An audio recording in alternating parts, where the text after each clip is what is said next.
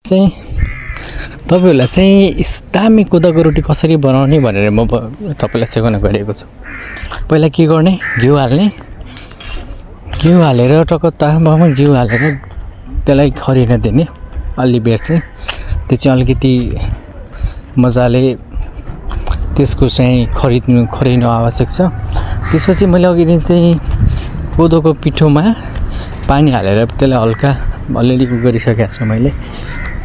त्यसलाई चाहिँ यसरी टक्क सर हाल्ने हैन।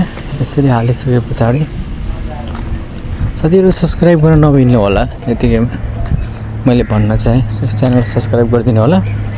अनि त्यसपछि बिस्तारै त्यो हालिसके पछाडी हामीले के गर्ने, त्यसलाई सबैतिर यताउति गराउने अनि यताउति गरेर हेर्ने, यस्तै बनाउने। यस्तो यो तरिकाले बनाउने। यो तरिकाले बनाएपछि बिस्तारै र अलिकति राम्रो सेपमा बनाउने। त्यसपछि बिस्तारै हल्का छोड्दिने, हल्का ग्यासलाई चाहिँ कम्ती गरेर अनि छोड्दिने। अब त्यसो गर्यो भने त्यो तलबाट डढ्न पाउँदैन अनि बिस्तारै पाक्न दिने।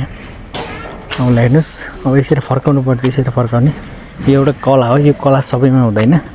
यो कला चाहिँ मोमो मात्रै छ भन्न मिल्दैन, अरूसँग नि हुन सक्छ।